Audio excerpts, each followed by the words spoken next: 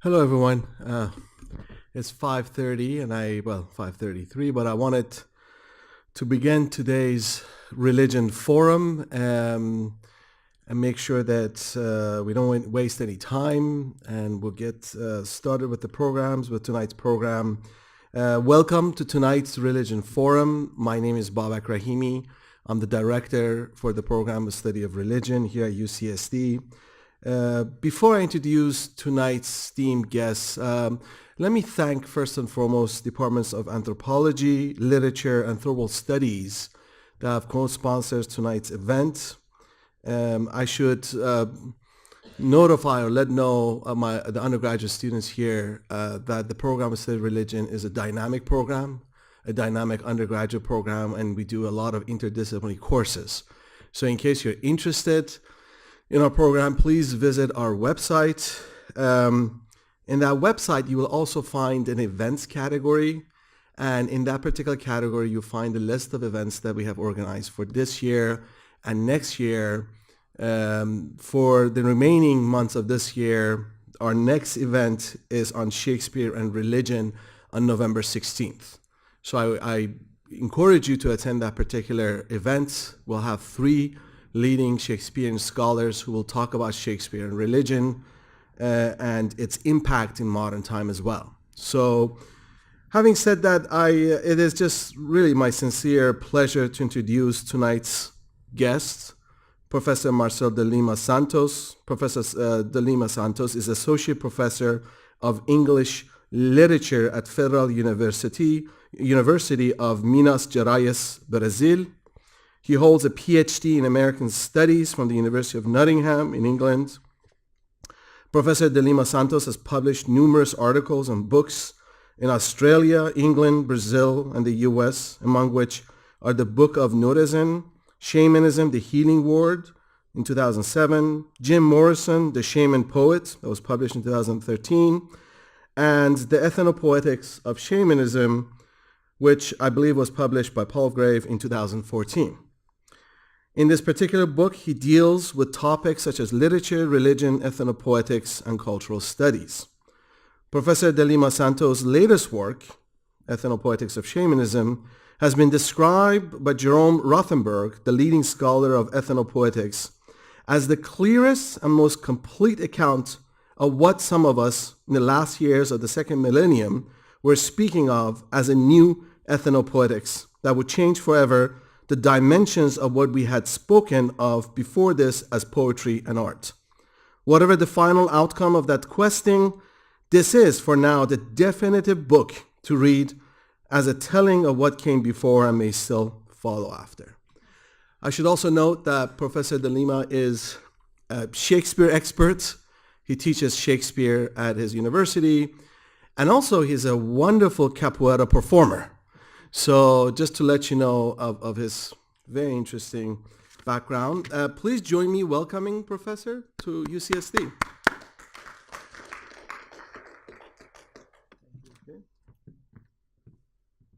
Why, thank you for that nice welcome.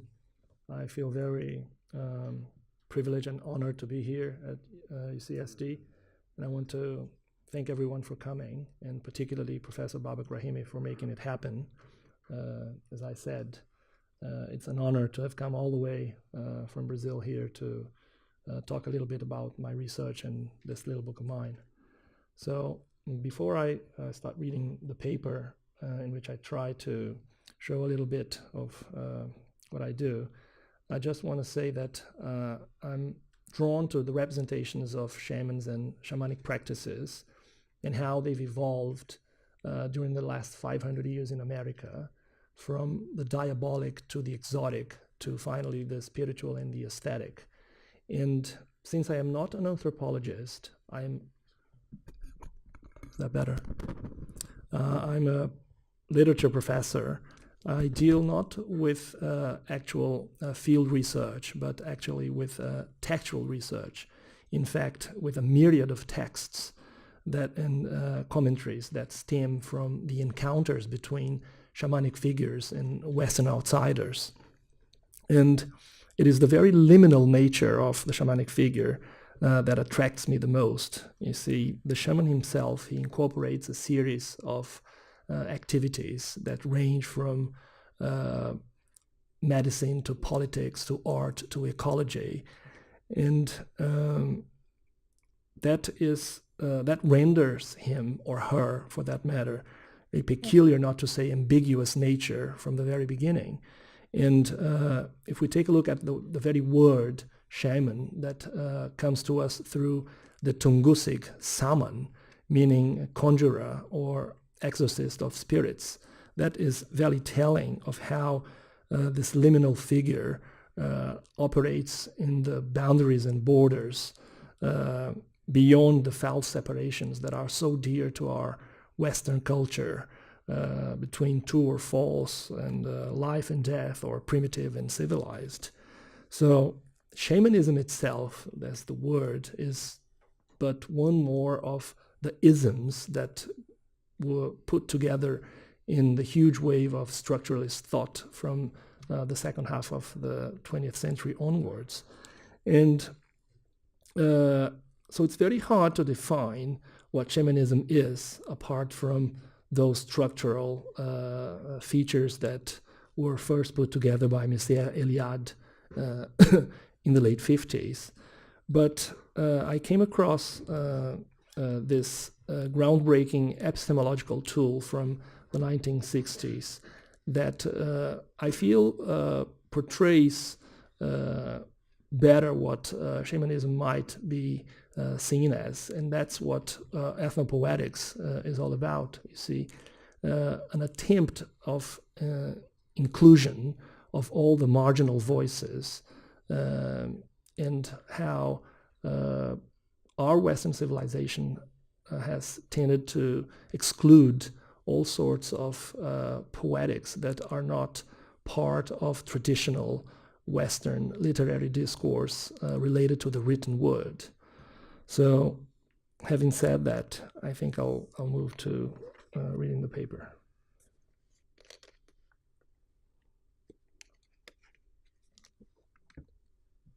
So my book examines the changing representations within a wide range of texts produced over the last century of shamans and shamanic experiences.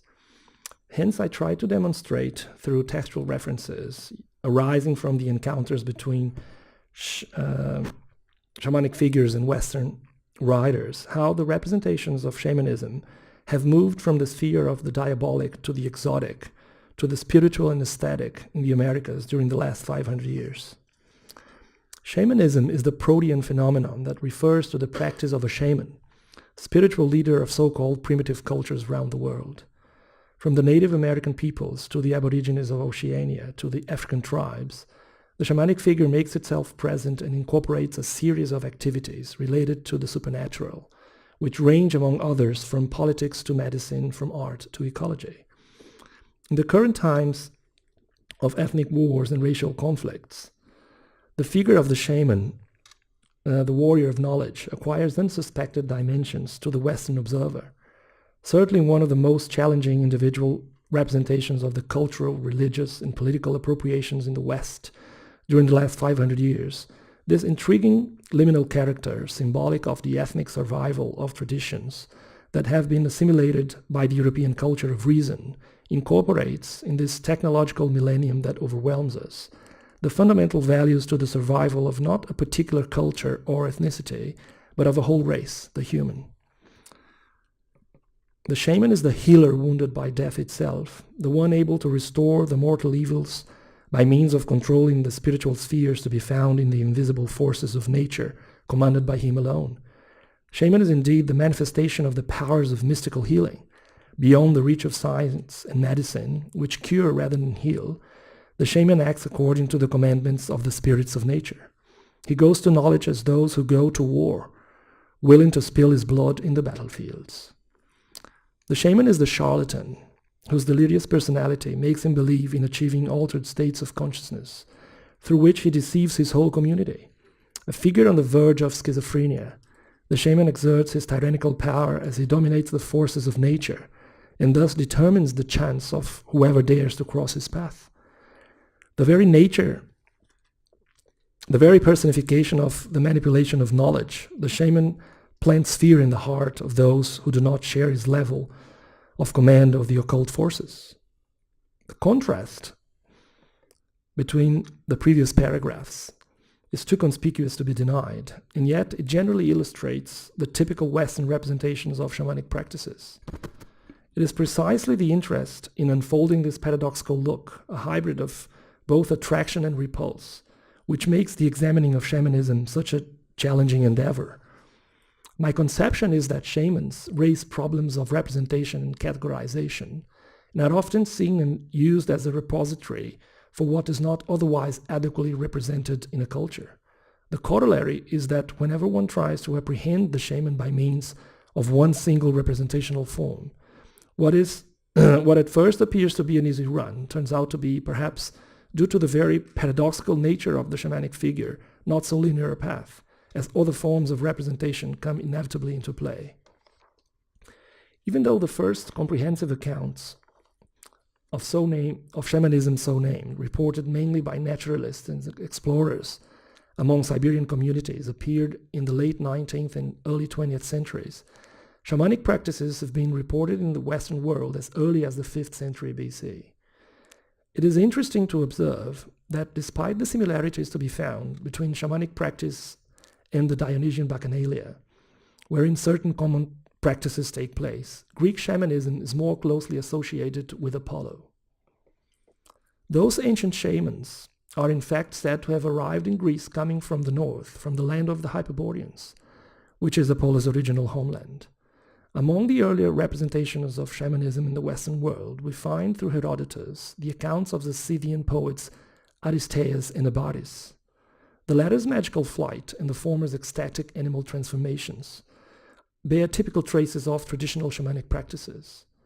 Other figures of ancient Greece, which also present shamanic features are Hermodimus of Clazomene, who had the power of leaving his body, Epimenides of Crete, who interpreted the future, and Empedocles, who, inspired by the gods, was said to reveal the truth to men. Shamanic practices were indirectly registered and often misrecognized for a long time by Western observers and writers, and it is only in the 19th century that they take on a particular privileged status within Western discourses on primitivism and debates over magic and rationality. In fact, Mircea Eliade's classic work was the first to provide a historical study of shamanism, systematizing and unifying its hitherto scattered ethnographic sources. Eliade was concerned with defining the essential features of the phenomenon in order to identify its unifying archaic religious patterns, which he believed played a key role in differentiating shamanism from other parallel cultures also based on possession and or trance states. Yet Eliade was not the only one to approach the shaman as a specialist in the human soul, as other scholars also began writing about shamanism comparatively and exploring its essential ideological systems. Henceforth, shamanism becomes an acknowledged category in the developing social sciences. In a broader sense, this is related both to the rise and development of anthropology and the variations of Romanticism and its valorization of the irrational and the occult. Arising out of the 18th century rationalism was a countercurrent of fascination with what went beyond reason and seemed to express the inexpressible and the sublime. But it is only in the Romantic period that a crucial dimension of the modern conception of the shaman is developed, namely that of artist. Indeed, artistic creativity and imaginative capacity take on a religious and transcendent coloration. Such a view of the artist as isolated seer and healer for society aligns him closely with our figure of the shaman, so that it is in the 19th century's exploration of the higher reaches of the imagination that we find a rekindled interest in primitive religion, past and present. It is argued here that special kinds of artists may also express themselves in shamanic forms. That is, they bring to art a sacred meaning, often entering themselves into all the layers of consciousness in their search for artistic expression.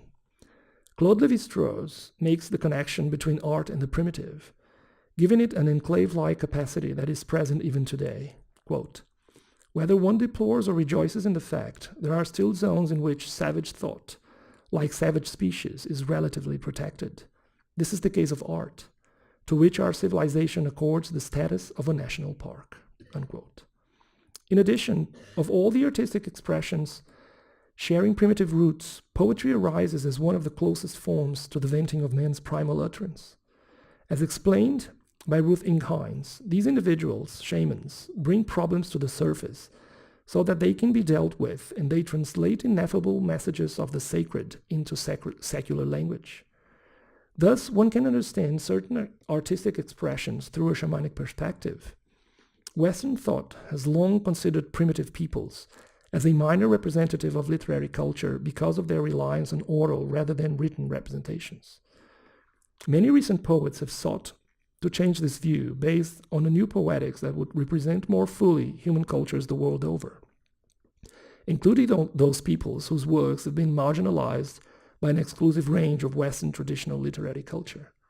This movement has been concerned with a complex redefinition of cultural and intellectual values involving the idea of an ethnopoetics. This new poetics, which paradoxically can be traced back as far as the Paleolithic, is concerned with experimental works ranging from the Romantic period up to modern poetry. It is my contention that shamanism is itself a phenomenon that can be best represented under the light of this new conceptual idea that brings together poetry and ethnography. An ethnopoetics can indeed allow the artistic representations of shamanic practices to reflect more fully the worldview of cultures to which art, as culture in general, is intrinsically linked to religious values as a whole, revealing the complex of primitive as opposed to civilized. Jerome Rothenberg proposes to formulate a poetics in the context of the revolutionary cultural counter-movement that took place in the West as a reaction against the official ideologies that shoved European men to the apex of the human pyramid. This artistic movement, which stemmed from cultures described as primitive and savage, a stage below barbarian, was born out of the work of some thinkers and artists who found ways of doing and knowing among other peoples as complex as any in Europe and often virtually erased from European consciousness. Rothenberg calls this poetic discourse, or rather a range of such discourses, ethnopoetics, which he defines thus, quote, "The word ethnopoetics suggested itself almost too easily on the basis of such earlier terms as ethnohistory, ethnomusicology, ethnolinguistics, ethnopharmacology, and so on.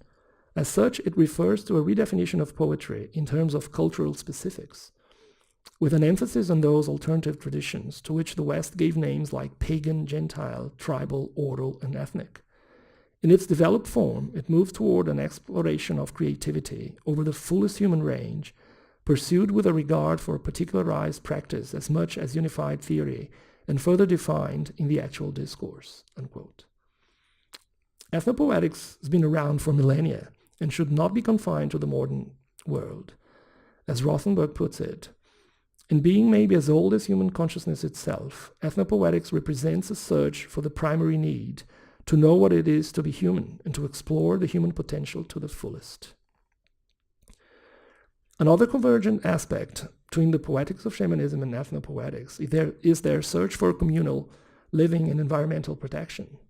These issues, which have been neglected, if not obliterated, by the agenda of the search for comfort in modern civilization, have on the other hand, as Rothenberg reminds us, been of primary concern for primitive cultures, despite their growing vanishing status in Western societies.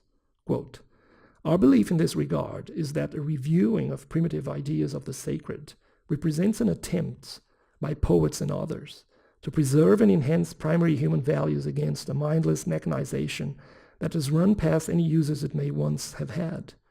This, rather than the advocacy of some particular system, seems to us the contribution of the primitive to whatever world we may yet hope to bring about. As a matter of history, we would place the model in question both in the surviving, still rapidly vanishing stateless cultures, and in a long subterranean tradition of resistance to the twin authorities of state and organized religion." Borrowing the title of his anthology from Robert Duncan's concept of Symposium of the Whole, Rothenberg is in a way proposing the dream of total art. That is, a complex redefinition of cultural and intellectual values by means of a new reading of past and present poetic representations. Duncan, in fact, advocates a new artistic totality that will include many of the areas that have been consistently outcast by Western society at large. Quote, "To compose such a symposium of the whole, such a totality, all the old excluded orders must be included, the female, the proletariat, the foreign, the animal and the vegetative, the unconscious and the unknown, the criminal and failure. All that has been outcast and vagabond must return to be admitted in the creation of what we considered we are." Unquote. Rothenberg looks for a new primary scene for his dream of total art, other than the imperial and swollen mold from Greece, and finds it among the proto-poet artists of the Paleolithic past. The works of these marginal artists, which have amazingly survived the onslaughts of modernity, represent, as Rothenberg asserts, a complexity of act and vision which merits calling their creators technicians of the sacred. Rothenberg's elusive term here is only too conspicuous. He's clearly referring to shamanic practices in terms of their artistic representations, borrowing from Eliad's groundbreaking work on shamanism.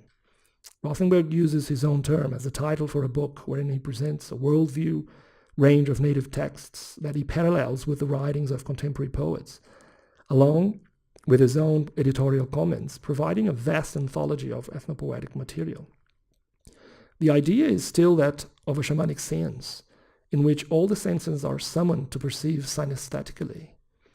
By means of an ethnopoetics, it will be possible to show how ethnographic revelations can change our ideas of poetic form and function.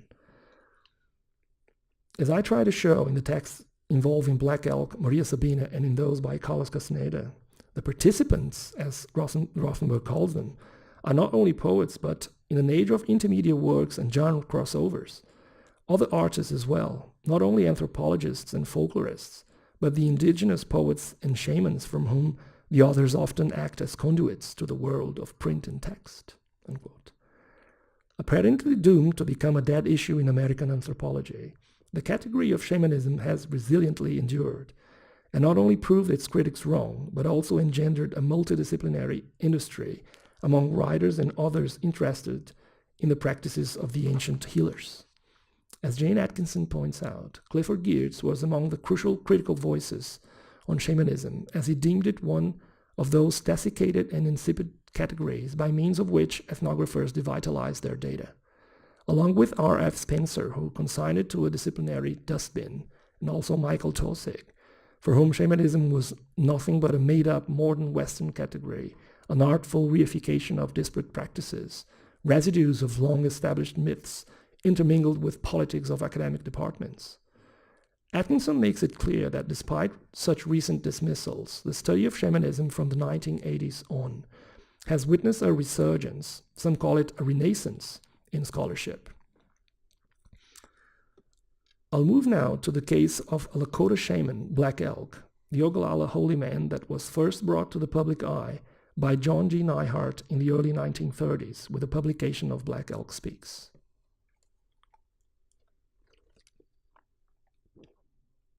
The book by Neihart is in fact a hybrid autobiography written by the two men.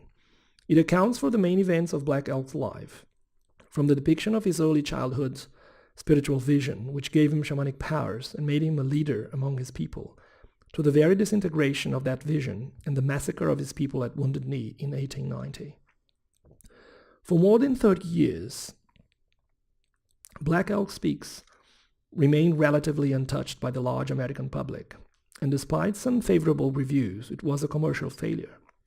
But ever since the early 1960s, with its republication, the book has played a key role in the countercultural movement and has become a classic in American religious issues, both in and out of the Native American community, which in turn has come to owe Black Elk's story much in its revitalization. Ever since the Europeans came to discover America, the native people of the New World have been persistently and fiercely destroyed. It is true that today we might find more Native Americans than in earlier centuries, as Indian populations double every generation now. Notwithstanding the increasing number of Indians, instead of bringing forth a renaissance of their culture, were in danger of becoming just another minority, many of whose own members did not recognize as they were assimilated into the American way of life. what was once regarded as sacred belief by earlier generations. We could say that this assimilation started at the very crossroads where the Indians met the Europeans, but it was by no means an easy encounter. Only by the turn of the 20th century were the last Native American rebels forced to surrender to the United States government. The use of belligerent force was not the only one employed by the new settlers. Even more important was to strike at what seemed to be the Indians' vital strength, their religion. It was certainly not an easy job for Jesuits, Protestants, and others to persuade a people who worshipped a whole series of donor gods, taking form as animals or as the sun, to believe, for instance, in original sin. How would they convince the Indians of their sinful behavior and the need of repentance? How would they make them change from a religious practice of the senses, that of Shamanism, to a simple belief of the mind, that of Catholicism? Cleverly enough, the Jesuits found their way to catechize such an apparently pagan people through the people's own way, namely through their own priests, the old shamans. It is my contention that the so-called conversions, as well as other similar encounters between Indians and white men, did not take place having the white man as the main agent, but the Indians themselves, and this allowed a process of conversion which was much more syncretic and two-way. In fact, according to James Clifford, writing in a more general context, many ethnographers have commented on the ways, both subtle and blatant, in which their research was directed or circumscribed by their informants. Furthermore, there seems to be a possibility in the case of the Indians of the plains in the 19th century that those being converted were not so passive and submissive to coercion as generally believed. Moving now to Plains Indians of the 19th and 20th centuries, it is worth pointing out that some aspects of their religious system, particularly that of the Lakota Sioux or Oyate, which is the native designation for the nation. The religious systems of the Plains Indians has very strong shamanistic elements. On the one hand, it gives a large place to individualistic expression, as the vision quest requires an abiding perseverance of the pledger. On the other hand, it consists of a number of different rituals to be performed most of the times under the tutelage of the shaman. The closest entity the Lakota have to what we call God is Wakan Tanka, or the Great Spirit, as explained by Black Elk himself to Joseph Epps Brown. According to traditional accounts, Wakan Tanka turned itself into white buffalo cow woman to bring the Indians the most holy pipe, so that his people could smoke from it to live in harmony and peace with each other.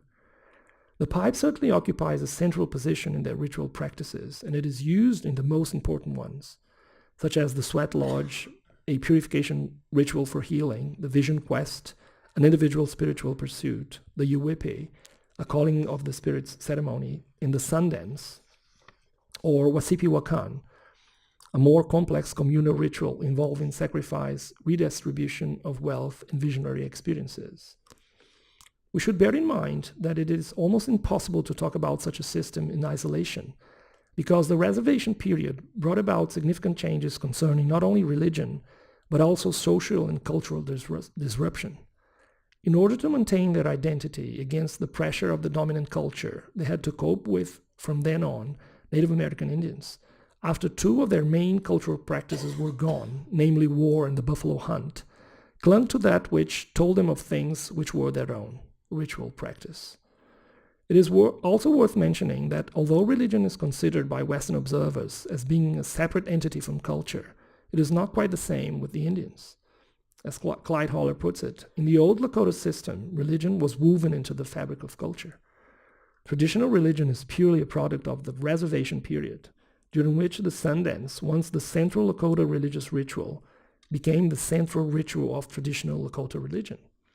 In fact, not only among the Lakota, but also with native peoples the world over, culture and religion are but one whole, wherein the belief in the sacred and the practice of ritual ceremonies, intended to represent the spiritual world, appear as an underlying substance that in a way pervades and controls all other so-called cultural manifestations.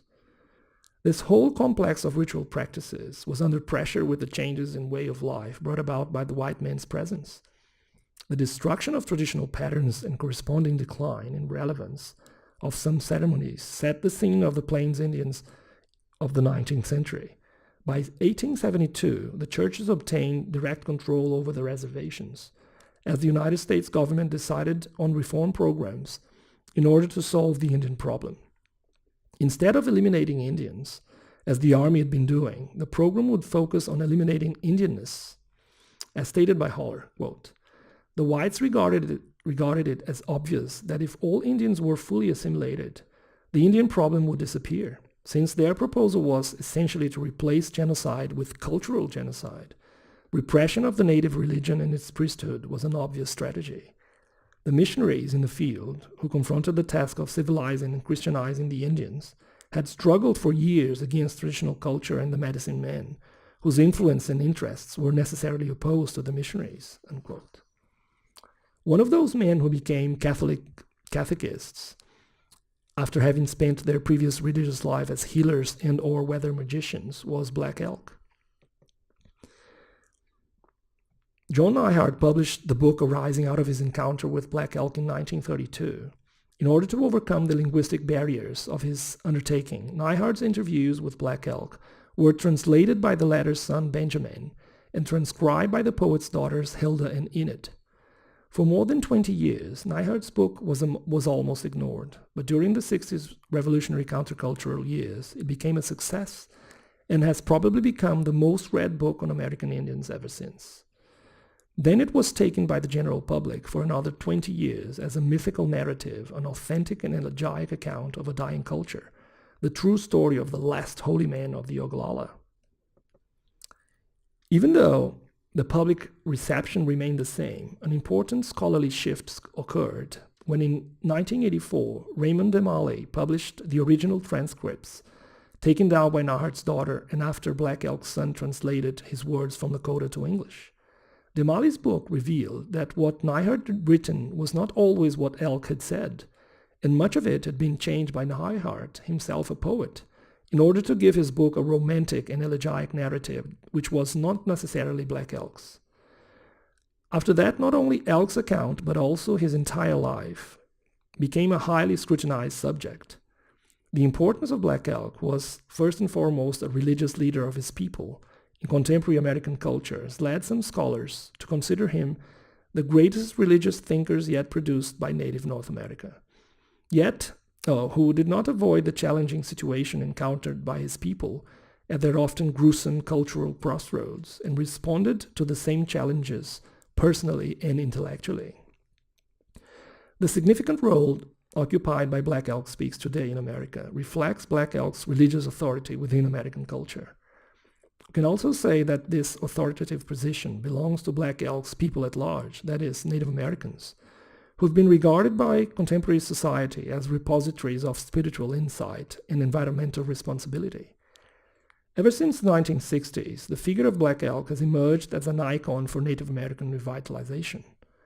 Black Elk Speaks has become the necessary spiritual assistant for urban-raised Native American activists, as well as other mainly young people, members of American society at large, seeking for change in Americans' involvement in the Vietnam War and in the pervading smugness and co-option of middle-class American way of life. As Amanda Porterfield points out, this current trend stems from deep-seated tendencies in American culture to regard the natural world as a vehicle for religious experience, and to regard Indians as noble savages who enjoy an original relationship with the spiritual powers of nature, free of the corruptions of civilization. Accordingly, the figure of Black Elk has functioned as a catalyst of a religious transformation in American culture, since he has helped to put Native Americans on the center stage of religious matters rather than their earlier secondary role. Throughout his life, Elk fought in order to see his vision fulfilled. As he starts telling Neihardt his life story, sitting upon a hill as an old man who looks back across the meadows of his youth, Elk humbly speaks, quote, "But now that I can see it all as from a lonely hilltop, I know it was the story of a mighty vision given to a man too weak to use it, of a holy tree that should have flourished in a people's heart with flowers and singing birds, and now is withered, and of a people's dream that died in bloody snow." Unquote. This is one passage that we know Neihardt put together himself, later on as a conclusion. With words that might in fact have been embellished by Neihart's poetic vein, Elk's somewhat gloomy message reveals, notwithstanding, the condensed angst of a slaughtered people. I believe Neihart's book to be a hybrid of both his and Elk's words, and whereas this previous passage might indeed belong to the poet who wanted to vent the shaman's pain, the words that follow it seem more likely to belong to the shaman's poetic vision. Quote, "But if the vision was true and mighty, as I know, it is true and mighty yet. For such things are of the spirit, and it is in the darkness of their eyes that men get lost." Unquote. It is my contention that much of Black Elk Speak's appeal is related to Elk's awareness of literary culture being the best representational tool for translating the sacred into more secular or aesthetically effective language. It is interesting to observe here how each critic manipulates the figure of Black Elk in order to adapt him to their different approaches at representing the holy man. Whereas Steltenkamp, the Jesuit, regards the sacred pipe as a mere stereotype of native religion, Haller, the philosopher, sees it as Elk's clearly conforming traditional religion to the Catholic model for the purpose of comparing and equating the two. For Haller, such a conclusion should be obvious, since there is no mention of a seven-rite Lakota ritual complex in the literature before the sacred pipe. But even for a somewhat experienced anthropologist, William K. Powers, it apparently did not seem so obvious. Discussing two of the oldest Lakota rituals, the Vision Quest and the Sweat Lodge, he states in the very first paragraph of his book Beyond the Vision that both are regarded as part of the seven sacred ceremonies of the Lakota, all brought simultaneously to the people by white buffalo calf woman.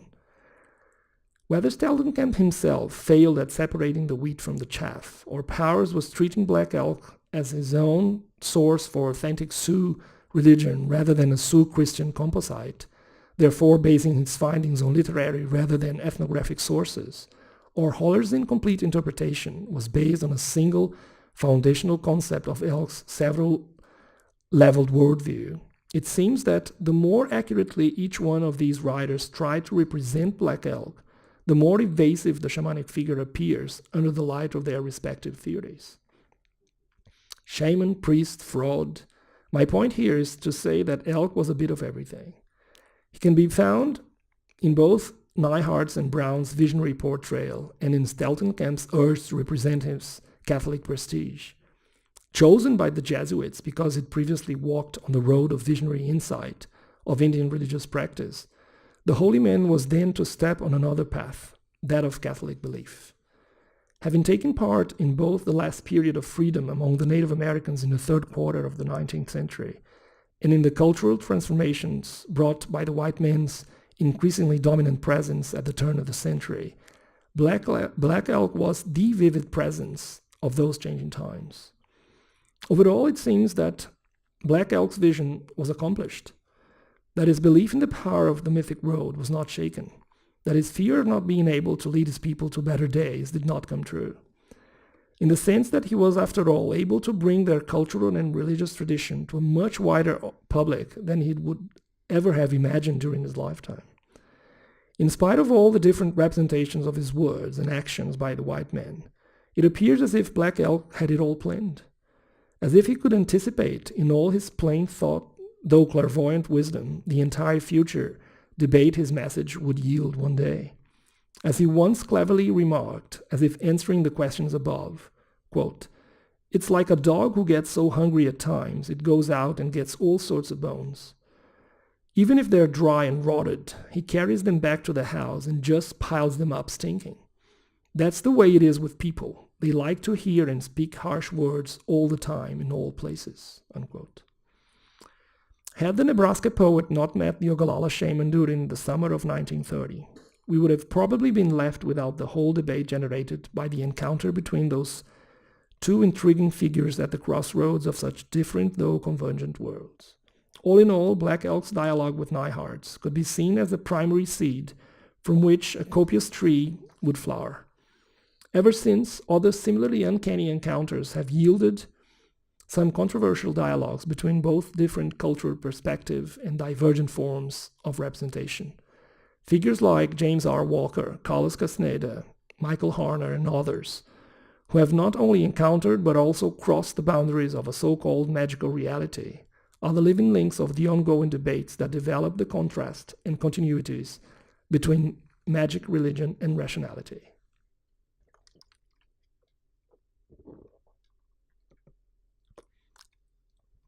So as a part of an ethnopoetics of shamanism, I'll now deal with the case of the Mazatec healer Maria Sabina and the series of representations of her and her activities by which she became known outside her community. While we have tape recording of her chanting and performing rituals, she never wrote anything herself. So that what we do have is a complex textual and representational chain in which others have represented her or translated and transcribed her own words. Thus we have a figure who, like Black Elk, can be seen as a mediator between different realms, namely shamanic Christian, sacred secular, who is herself being mediated and used within Western culture via a number of discourses ranging from the scientific and anthropological to the aesthetic. Sabina was born on March 17, 1894. She was a native of Huautla de Jimenez, a town situated in the Sierra Mazatec of the Mexican state of Oaxaca. Sabina, who had very little knowledge of Spanish, could only speak in her own native Mazatec dialect. She was known locally as a wise one, which is the name the Mazatec give to their highest category of cura, whose healing techniques involve the ingestion of sacred mushrooms in order to acquire the spiritual power to diagnose and cure the sick. Sabina first comes to the notice of the outside world through Gordon Wasson, who in a seminal article in 1957, followed by a series of later books, the last one in 1986, not only described her ceremonies, but made large claims for the power of the mushrooms being used. Thus, on the one hand, for Wasson, the interest in Sabina is inextricably mixed up with the claims being made for the power of certain mushrooms, and the development of a branch of science to promote and explore those claims. Later writers, on the other hand, and in particular Álvaro Estrada, redressed the balance in putting more emphasis on Sabina herself and on the nature of her beliefs and chants, leading to an increased interest in the aesthetic problems of translating and presenting her experiences and her expressions. First, then, it is necessary to take a look at Gordon Wasson and the ways in which he presents Sabina. His first published words about Sabina, or Eva Mendes, which was the pseudonym he then gave her, appeared in an article in Life magazine in 1957. The article was part of Life's Great Adventure series, and therefore was presented as a blend between news and science. The groundbreaking effect of Wasson's article was that for the first time the general public became aware of not only the existence of the mushrooms' sacred rituals, but also of how Wasson had been the first Western outsider ever to have full participation in them. Wasson's interest in the world of mushrooms had started long before his meeting with Sabina. The texts generated at this cultural crossroads, primarily by Wasson and subsequently by other writers, have perhaps turned out to be Wasson's most notorious ones, even though they are but part of his overall project of the cultural studies of mushrooms the world over, or ethnomycology, as he himself named it. Hence the article in Life and his subsequent writings, being themselves an amalgam of a far-ranging spectrum of texts, from historical documents to proto-science fictional literature to ethnobotanical scientific papers, will themselves bring forth a myriad new representations of shamanism, adding to the ebb and flow of the different attempts to represent the ever-ambiguously evasive phenomenon of sorcery under the scrutiny of civilization. Wasson being drawn to Sabina and her mushrooms, in fact, more to the latter, after he'd encountered a paper by Richard Evans Schultes, a Harvard ethnobotanist who'd received the mushrooms from Robert White Lehner, an Austrian who'd acquired them in Huautla de Jimenez in Mexico in 1936. Even though there'd been some descriptions of the use of mushrooms in shamanic practices in colonial documents, the scientific confirmation had never occurred. Moreover, the very existence of such fungi, thought to enable shamans not only to heal but also to predict the future, had long been a matter of controversy among scholars. Yet the Mazatec shamanic practice in Huautla, preserved in its pristine features and hardly changed since colonial times, was eventually discovered by the scientific community, which was drawn by the new interest brought about by the then almost unknown magic mushrooms. Perhaps the most important of the colonial descriptions belongs to Bernardino de Sahagún, the Spanish friar who wrote an extensive account on the life and culture of the Indian peoples of the New World in the 16th century. Sahagún, in his massive and detailed account of the cultural practices of the Indians, is perhaps the first source ever to mention the use of hallucinogenic substances among the Indians. Although it took more than 300 years for his descriptions to be confirmed by scientists, when even the existence of such substances was questioned, the substances themselves are clearly depicted in both chapter 18 of Book 9 and in chapter 7 of Book 11. In the latter, Sahagún enumerates 11 different types of ciertas hierbas que emborrachan, that is, certain herbs that provoke drunkenness, among which we find teonanacatl, the native term for the magic mushroom, meaning flesh of the gods, which breed underneath the hay in the fields, are round and have a long, thin stem. In the former, he describes the ingestion of the mushrooms in a special ceremony. Quote, "The first thing to be eaten in the banquet was the black little mushrooms they call nanacatl, which bring drunkenness and make one see visions, and also provoke lust. This they would eat before the dawn. Those little mushrooms they would eat with honey, and when they were heated enough with them, they would start dancing, and some would chant and others cried, because they would be already drunk with the little mushrooms." Unquote. For almost 300 years, the sacred mushroom ceremony had remained secret to the eyes of civilization. One could say that it was only with Wasson that the sacred ceremony of Teonanacatl was actually shown to exist. All in all, Wasson was the one who actually brought Maria Sabina to the public eye outside the scholarly world after he published his article of his first experiences with her in life. Here I transcribe the first paragraph of Wasson's account, worth looking as it is such a starting point for recent explorations and representations. On the night of June 29-30th, 1955, in a Mexican Indian village so remote from the world that most of the people still speak no Spanish, my friend Alan Richardson and I shared with a family of Indian friends a celebration of Holy Communion where divine mushrooms were first adored and then consumed. The Indians mingled Christian and pre-Christian elements in their religious practices, in a way disconcerting for Christians but natural for them. The rite was led by two women, mother and daughter, both of them curanderas or shamans. The proceedings went on in the Mixteca language. The mushrooms were of a species with hallucinogenic powers. That is, they caused the eater to see visions. We chewed and swallowed these acrid mushrooms, saw visions, and emerged awestruck. We had come from afar to attend a mushroom rite, but had expected nothing so staggering as the virtuosity of the performing curanderas and the astonishing effects of the mushrooms. Richardson and I were the first white men in recorded history to eat the divine mushrooms, which for centuries have been a secret of certain Indian peoples living far from the great world in southern Mexico. No anthropologists had ever described the scene that we witnessed." Unquote. Clearly, Wasson was still to do his research in the science he himself named mycology, and find out that they had not exactly been the first white people to ever take part in such a ritual. Nevertheless, we can hardly deny the overwhelming effects, both negative and positive, of Wasson's account. Wasson's obsession was, however, with the mushrooms themselves, rather than with the healer who used them in shamanic ritual practices. That is why he never established a more comprehensive relationship with Maria Sabina, leaving the Mazatec healer, who had her life changed forever after their encounter, in a very delicate and vulnerable position inside her own community. As he analyzed the 17th century Nahuatl ceremony transcribed by Ruiz de Alarcón, a parish priest, Wasson found some intriguing common features between Alarcón's shaman's ceremonial language and Maria Sabina's. Wasson believes there may be some sort of secret language to speak with the deities, whose depiction might be found in Sabina's holy book.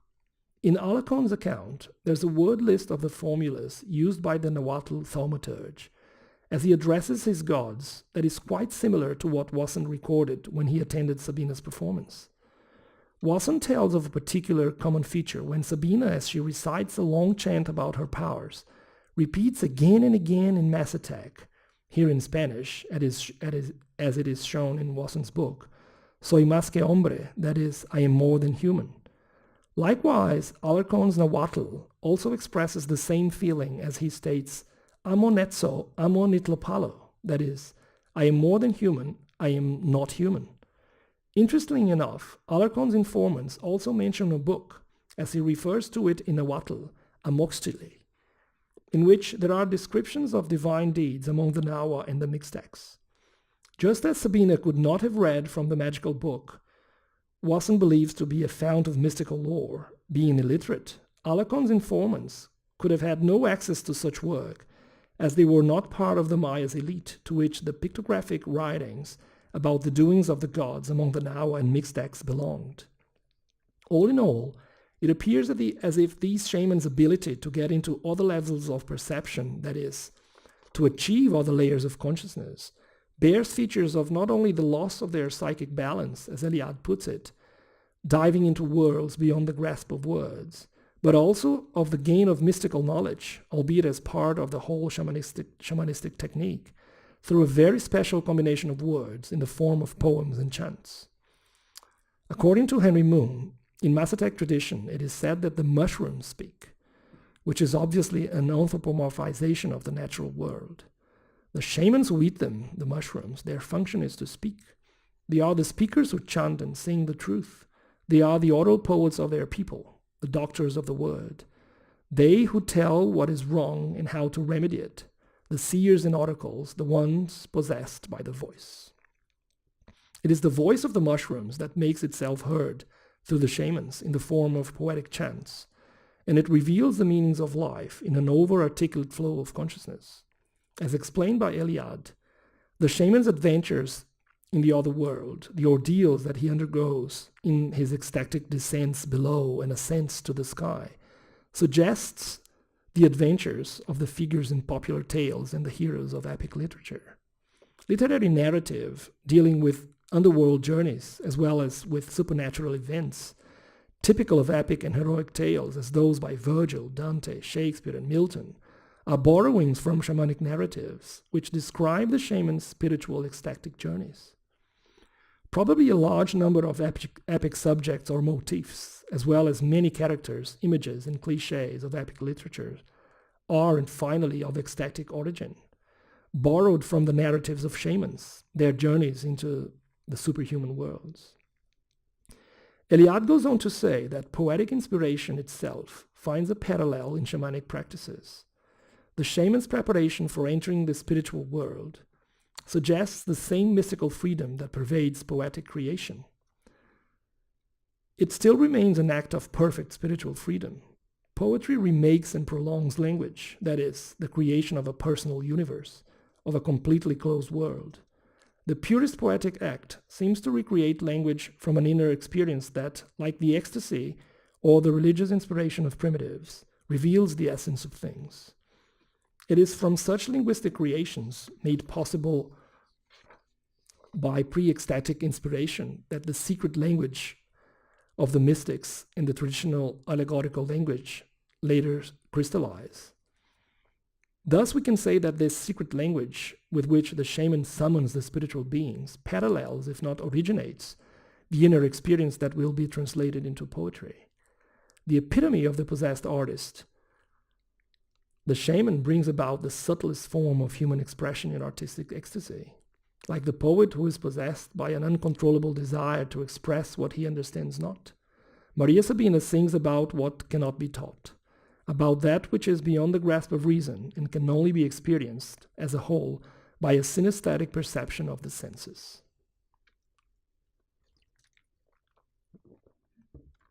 So far I've dealt with the representation of shamanism in the encounters between shaman and the outsider. During the examination of the cases of both Black Elk and Maria Sabina, we've been presented with a range of interdisciplinary representations of the religious phenomenon, which outsiders have named shamanism.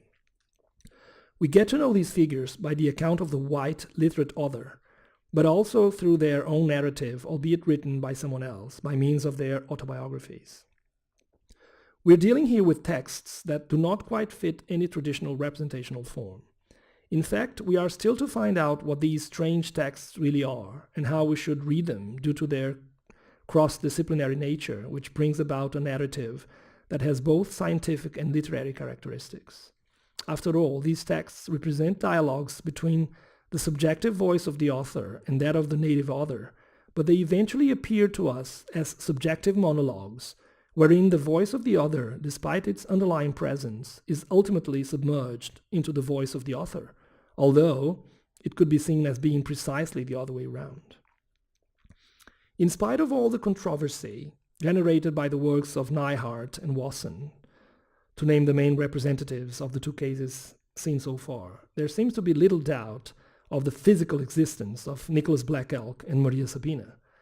All the debates surrounding both Black Elk's Catholic preaching, omitted by the poet who longed for a more romantic representation of his theme, as well as Sabina's revelations of the ancient and sacred practice of the mass attack, to the curious banker and their eventual connection with the countercultural revolution of the 60s, has always been taken for granted that at least the source narrators of it all, the shamans, were real people.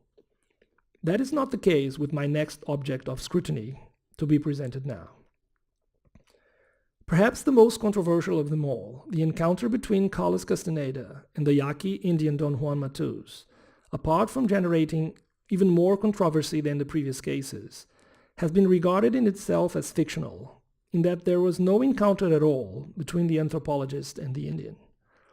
This means that his whole work, a series of books published from 1968 to 1998, is, contrary to what the author maintained, a fictional narrative. Carlos Castaneda was one of the great avatars of the 60s countercultural movement. He died on April 27, 1998, and even his death became part of the mystery that had always involved not only his work but also his own person. Although he'd become an international bestseller, his books are translated into 17 languages and sold millions of copies, it took 2 months for the world to know about his passing away. I want to argue that Castaneda's writings are an attempt at describing the indescribable, an endeavor, as it were, to render the magical world for its rational counterpart. In other words, as he tries to explain through the linguistic responses of Don Juan to the initiate's inability to understand the reality beyond the restraints of time and space, the existence of a separate reality. Castaneda becomes a sort of translator of the sacred into secular representation. In Castaneda, the native author is given a vivid voice, indeed a very authoritative one, which is not only part of a real dialogue, but actually speaks louder than its academic counterpart, to the point of becoming an indelible part of the subject's internal dialogue. Castaneda's narrative is a paradigm of the mixture of scientific discourse involving ethnography and literary writing involving allegory, which results from such attempt. He begins his description from the scientific point of view of an anthropologist, but as he gets more involved in his task of giving words to what belongs to a supralinguistic domain, the narrative assimilates forms of expression other than the scientific discourse only. Magical perception, however, brings forth a language of its own, wherein words become sacred songs of healing, received as a gift by the shaman, as seen in most primitive cultures with a shamanic tradition of individual pursuit of power. These songs translate into words a spiritual message whose meanings would be otherwise unattainable, and the messengers are the shamans, those in charge of translating the ineffable as they recite the magical songs. Likewise, Carlos Castaneda, writing as the interpreter of a hidden world, which is revealed to him by his shamanic mentor, Don Juan, is the literary creator of the effect of the inexpressible and unworldly. One of the fundamental concepts of Don Juan's teachings lies in the relationship between the tonal and the nagual. On the one hand, the tonal is everything we know, including its opposite, that is, the unknown. It is related to everything the intellect can conceive. The agreement that we are physical beings is the tonal's doing. On the other hand, there, the nagual, which is also used to designate the shaman or man of knowledge, is what lies beyond the unknown, and hence cannot be described or worded. It is the abstract, the intent, the indescribable force that changes and reorders things in the universe. It is the separate reality that is not restrained by time or space, which only sorcerers can gain access to. It is the spiritual realm that exists beyond everyday reality. Castaneda proposes a new system of thought, which he claims to be based solely on the teachings of Don Juan, in which the apprentice is led to apprehend, through a complex pattern of techniques and practices that can take up to 10 years to master, the oneness of existence. According to Castaneda, modern life has imprisoned man behind the bars of his own consciousness, and only by breaking down every single structure of such consciousness, relying on the dichotomy of a rational analysis of the world, which themselves depend on linguistic representations, can man free himself of the constraints of modern civilization. Castaneda makes use of a haunted house analogy to reinforce this idea. Human consciousness, which can also be thought of as our tonal, can be described as an immense haunted house in which we are sealed in one room for life. According to Castaneda's allegory, we enter this room through a magical opening, birth, and exit through another called death. In a way, what Don Juan teaches Castaneda is how to be able not only to leave that room while still alive, but also to leave that immense haunted house entirely instead of getting lost in other parts of it, and achieve total freedom as he is immersed in the incommensurable infinity of the Nagual. Much of the controversy over Castaneda is about his crossing the line between the world of reason and science in the field of anthropology and that of magic and sorcery in the domain of shamanism. It is worth mentioning that Castaneda's narrative is a challenge to the authority of ethnographical representation established already in the early 20th century by an international consensus. Valid anthropological abstractions were to be based, wherever possible, on intensive cultural description by qualified scholars. The mark for authority, thus, would be a result of general theory and empirical research, a blend of cultural analysis and ethnographic description, always dependent on the eye of the field workers. These then new professionals, the so-called participant observers, as we learned from Clifford, made a clear reference to their different status when compared to the earlier man on the spot, the missionary, the administrator, the trader, and the traveler, whose knowledge of indigenous peoples was not informed by the best scientific hypotheses or a sufficient neutrality. Before the late 19th century, the distinction between the anthropologist, the builder of general theories about humanity, and the ethnographer, the describer, translator of cultures, was indeed much clearer than their current, and according to Clifford, perhaps temporary conflation. In fact, it is only with the Malinowskian approach that the new anthropologist image emerges, squatting by the campfire, looking, listening, and questioning, recording and interpreting Trobriand life. The assignment of the new anthropologist, represented mainly in the works of Malinowski, Radcliffe Brown, and Margaret Mead, was to establish the scientific authority of the representation of other cultures based on relatively short-term field experiences. To accomplish such a task, that is, to overcome the obstacles of rapid knowledge of other cultures, ethnography then depended on institutional and methodological innovations. Perhaps the most fundamental of these methodological innovations, a synecdochical rhetoric stand, should account for the representation of synchronic wholes resulted from short-term research activity. In other words, the general social structure of an alien culture would be inferred through the foci on its particular institutions, along with the prompt rejection of conjectural history to exclude diachronic processes of fieldwork analysis. Despite such innovations, which include, for instance, Malinowski's use of literary tools in the representation of native life, in order to bridge the observer's experience and the reader through the text, participant observation was a method that, in spite of having been variously understood since its emergence, has remained the chief distinguishing feature of professional anthropology. In fact, participant observation, or as Clifford says, this peculiar amalgam of intense personal experience and scientific analysis, was created to support the establishment of ethnography's scientific authority rather than challenging or even questioning the position of the ethnographer. That is precisely the point of Castaneda's provocation to anthropology. Not only to be a participant observer, but also and mainly to be a participant engager in the culture of the other. In fact, ethnographical studies concerned with religious representation and altered states of consciousness have evolved towards an experiential approach, which owes much of its development to Castaneda's anthropological legacy. The more fundamental question about Castaneda's work, though, is still whether he is telling the truth or not. That is it fiction or anthropology? In the mid-1970s, when Castaneda had published only 4 books, several reviews and discussions over his writings already indicated the wide range of his influence.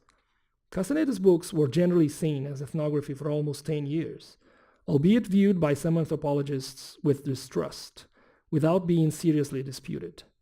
It was only in 1976, with the publication of Castaneda's Journey by his self-appointed debunker, Richard DeMille, that for the first time the work of Castaneda, hitherto praised by all sorts of prominent figures, from ethnographic scholarship and literary culture alike, such as Octavio Paz, Weston LaBarre, and even Gilles Deleuze, to name only a few, was wholly scrutinized and revealed as fiction rather than ethnography. In the preface to the Mexican edition of Carlos Castaneda's first book, Octavio Paz writes at length on the enigmatic nature of a work, which, according to him, has, since its emergence, generated strangeness and uncertainty. Paz's preface is titled The Earlier Gaze, and it refers to what he believes Castaneda's work is able to bring forth, that is, the power to perceive in the world something beyond the dichotomies of good or bad, true or false, real or illusory, a secret we all had before losing it under the grind of modern civilization in its historical critical approach to reality, based on a rational, logical understanding to the detriment of a more symbolical hermeneutical apprehension of the things of the world. Paz confesses to be more intrigued by the mystery of Castaneda's work than by that of the man himself, which he sees as trivial when compared to the enigmas proposed by his books. Accordingly, Paz asks himself the usual question about the nature of the work as anthropological or fictional, although he is aware of its redundancy, given the recognition, as he remarks, by the most severe of its critics, of the literary fiction as an ethnographic document, as well as of the document having indubitable literary value. The work of Castaneda, nonetheless, challenges this very redundance.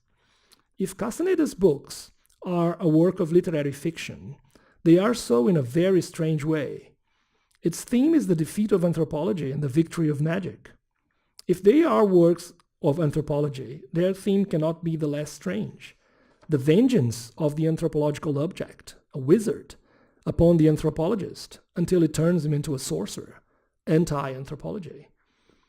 The new world into which Castaneda is thrown is a separate reality that challenges not only his view of the subject as a scientist, but even his perception of the world as a human being. Not only do the elements of the relation change, but also the relation itself will not be the same. As Paz asserts, the duality subject-object, the subject who knows and the object to be known, vanishes, and in its place appears that of master-neophyte. And what had been a scientific relation is now of a magic religious pattern, wherein the anthropologist who wanted to know the other becomes the apprentice who wants to convert himself into the other. What we see is a double conversion, that of the anthropologist into a sorcerer, and that of anthropology into another knowledge. In keeping with Paz, what matters is the ability to see through the eyes of the other, to be able to contemplate the otherness in the everyday world. In order to give his apprentice such an ability, Don Juan conveys to him not the inconsistency of our descriptions of reality, be it from everyday life or from philosophy, but the consistency of the magical vision of the world. Not only the vision, but mainly the practice, for magic is above all a practice. And Castaneda's books, although possessing a theoretical basis, radical skepticism, are the accounts of the initiation to a doctrine wherein practice occupies a central position. What matters is not what Don Juan and his cohort, Don Renato, are saying, but what they are doing all the time. And what do they do? Extraordinary things, to which Castaneda always reacts as if he was going to die, due to their impossibility in the physical world of everyday life, generating an immense outburst of laughter in both shamans every time he does so. as if the whole of his initiation were but the funniest of activities in the eyes of the shamans. But are those prodigies real or illusory? In other words, is Castaneda writing ethnography or fiction? The answer is neither of these. Both the prodigies and his writings are mediums to destroy everyday reality. There's a double dialectics of humor at play here. Castaneda should doubt both the reality of the everyday reality, denied by the prodigies, and the reality of the prodigies, denied by the shamans laughing. And his reader is invited to do the same, that is, to doubt both the scientific truth of ethnography, torn to pieces by Don Juan's reiterations after Castaneda's carefully chosen rational remarks, and the fictional truth, denied by the author who, as if wearing Don Juan's mask of laughter, insists on telling his reader that his work is nothing but an ethnographic account. It is my contention that Castaneda's work is experimental fictional ethnography, that is, a literary piece based on ethnographic data. The very nature of Castaneda's writings seems to work as a paradoxical allegory for his proposition, in that it blends two apparently divergent fields into a text that dialectically defies them. In a way, the very physical existence of Don Juan, which had always been proclaimed by Castaneda in every one of his books, seems irrelevant. Certainly, he might have run into one or more shamans when doing his field work at the time of his anthropological studies at UCLA in the early 60s, who must have introduced him to certain practices with psychotropic substances and other shamanic techniques. But as others have already demonstrated, his work is not purely ethnographic discourse as he stated. Castaneda's writings are but an experimental collage from many different sources that were available at the time and put together by a skillful writer who happened to be in the right place, California, and at the right time, the 1960s. So as I've shown, the representation of shamanism, particularly in Western culture since the 16th century, has historically ranged from the diabolic to the exotic and finally to the artistic. These three forms of representation are not mutually exclusive, though. On the contrary, they have been historically absorbing and assimilating each other's traits, so that by the 20th century, the artistic becomes the main representational form of shamanism and incorporates the preceding diabolical and exotic representation of the phenomenon.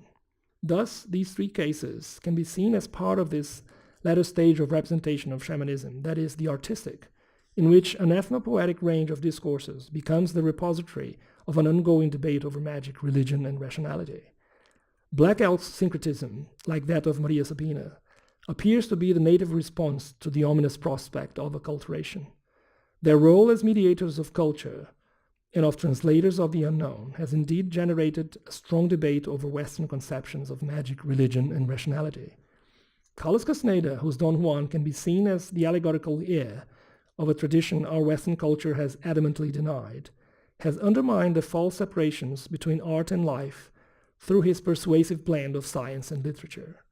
All in all, Elk, Sabina, and Castaneda contribute to the ethnopoetic range of discourse toward the poetics of shamanism that proclaims the survival of magical thought against the onslaughts of rationality.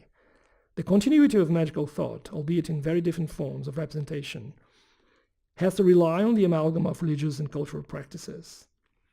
Shamanism is indeed has indeed attracted the interest of scholars from many different disciplinary fields in the Western world during the last 500 years. As I've shown, representations of the phenomenon in the Americas shifted from the diabolic to the exotic and finally to the aesthetic. The many areas that have somehow developed a certain interest in shamanic practices include, among others, ethnography, literature, religion, philosophy, music, medicine, biology, chemistry, and botany. Shamanism is the archaic phenomenon whose often ambiguous spiritual nature seems to pervade as many disciplinary fields as there can be.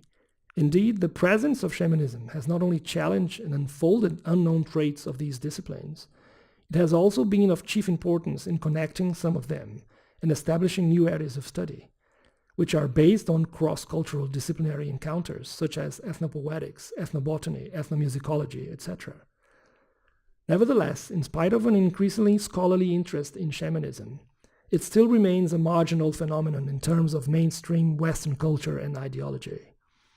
The very liminal nature of shamanism can indeed be accounted for its marginal position in the civilized Western world. Like the shaman who connects the spiritual world and lives outcast from his own tribe, shamanic practices are bound to linger on the borders of any given area of knowledge and carry on their mysterious and pervading liminal challenge across disciplinary boundaries. Thank you.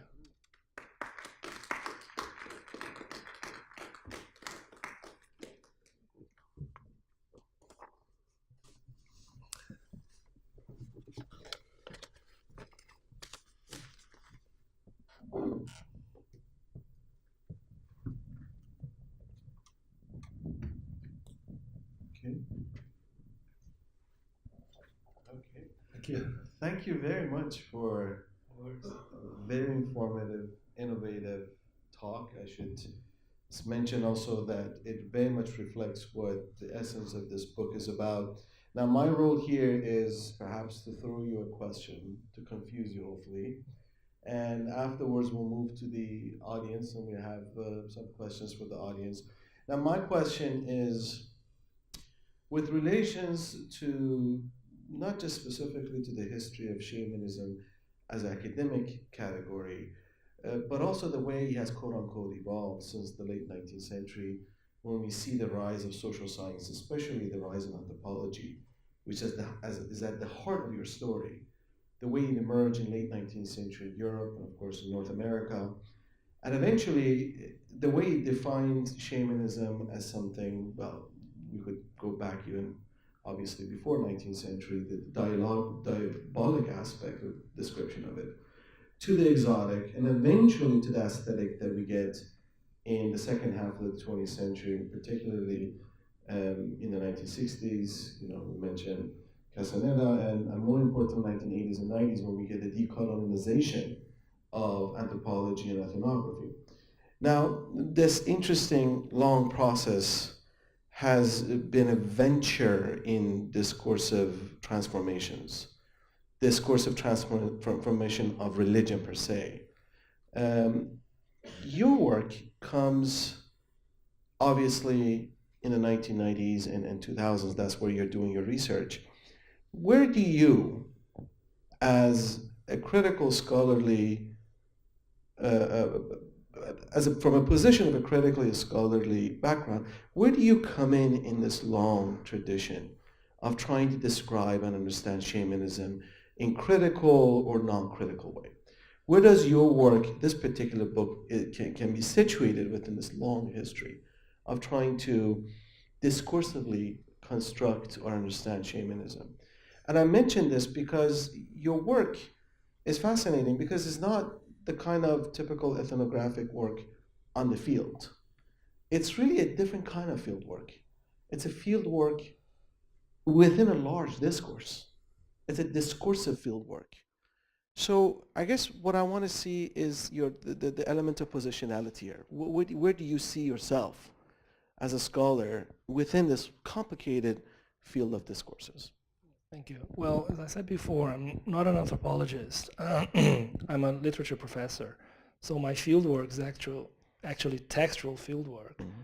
So I see myself as someone who collects textual references that stem from particular crossroads in which shamanic figures have met with Western outsiders, right? So like these three cases of study that I researched, there are so many others, right? So I see this little book of mine as but part of this representational chain that might encourage other scholars also to find those particular encounters, and by means of the myriad texts that stem from them,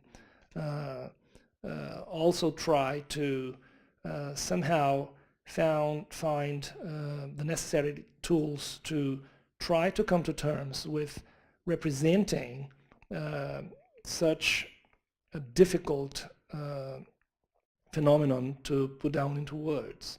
You see, that is particularly what literature has been doing in terms of religion as well, right? So more and more, it is due to literary discourse to translate the sacred into words.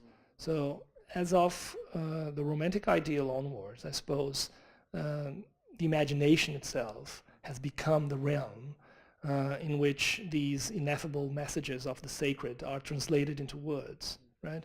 So it's as if literature replaced religion in translating the sacred, so to say. Okay, wonderful. Thank you very much. I don't want to be selfish. I would like to open up the floor to questions from the audience. So if you have questions, please, I think there's a microphone right there. So in case you want to walk up, you could do that. Or if you feel your voice is very loud and beautiful, why not speak up? We'd like to hear you. So any questions? I should also just make a quick note, if I could, before we go to the next question, that Professor Rothenberg is here with us.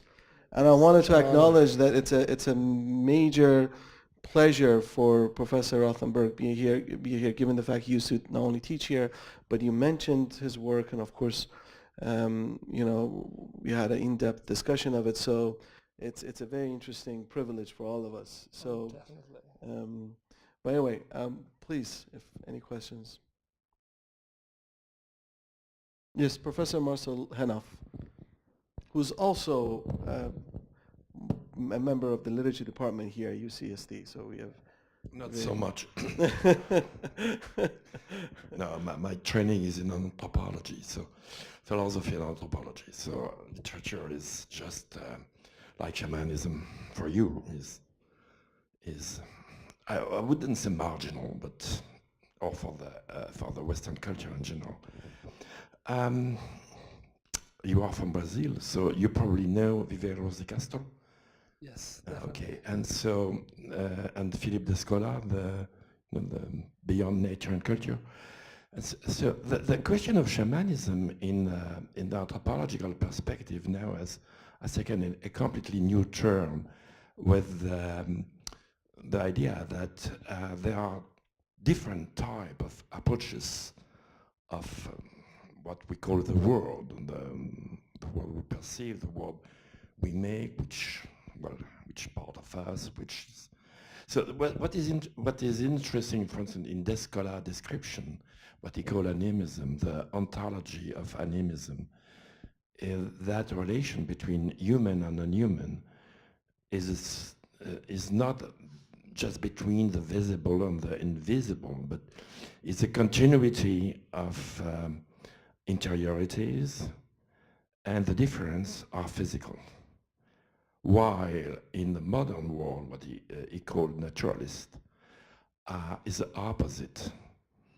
The bodies are made of the same stuff, from the simple cell to the to the human brain, to the all kind of production, human production.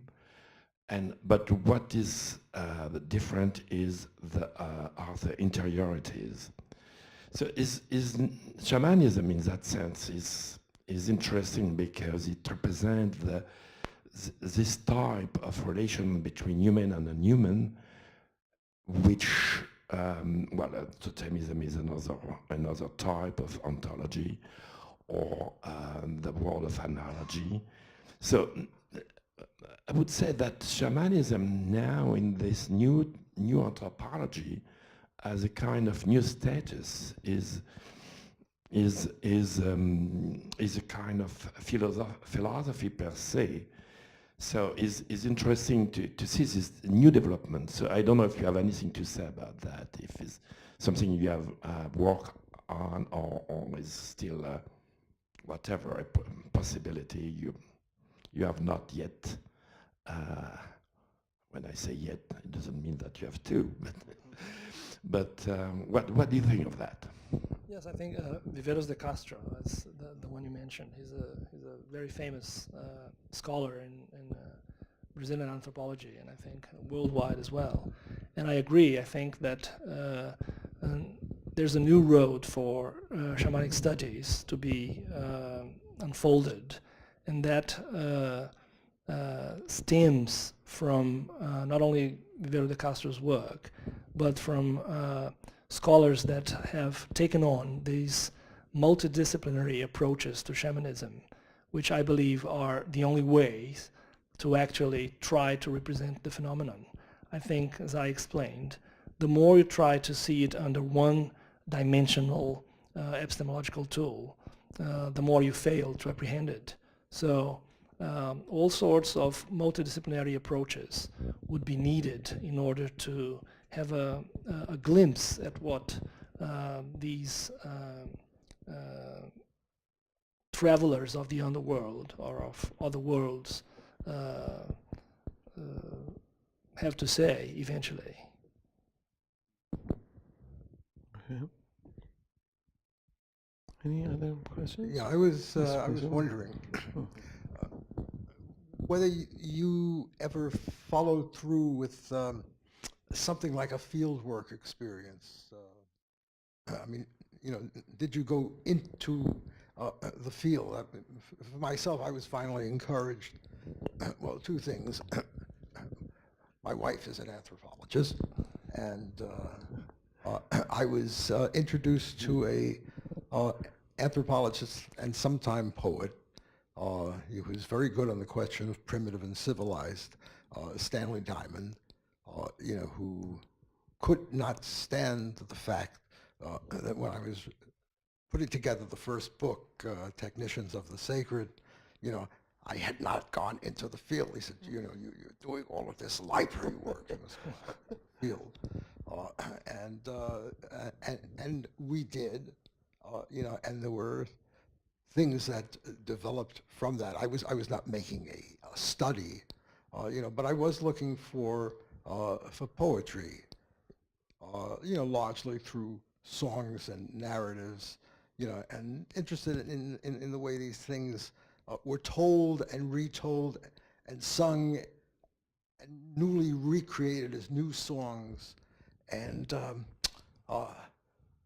so there was the time we spent, long time, with the Seneca Indians at the reservation near Steenburg, New York.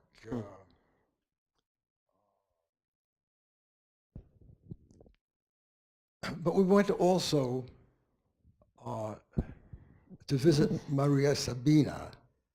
You know, and I wasn't really in search of psychedelic experiences, you know, but I was helping to publish Henry Munn's translation of the chants and of the oral autobiography of Maria Sabina. Yeah, you mentioned Alvaro Estrada. Yes. Yeah, so we were in Oaxaca, and we met Henry Munn, who had married into a family in Huautla. Met him in Huautla, you know, and went to a meeting with Maria Sabina. I won't go into the details of it, but it was it was delightful. It was odd. Delightful is not the right term. Odd, but.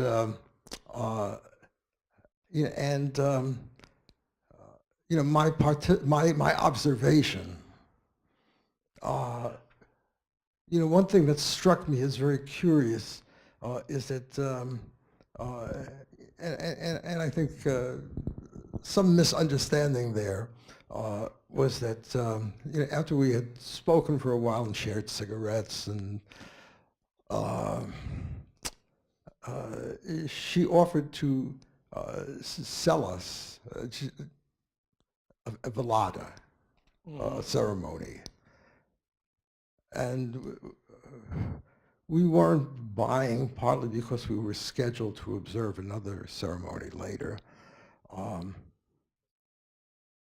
You know, but you know, I had been working with her autobiography in which she says you know, the veladas can't be sold. So I thought, well, you know, there's an area of, perhaps of, corrupt, who am I to judge? And, don't we sell ourselves also? So, we're just poets, and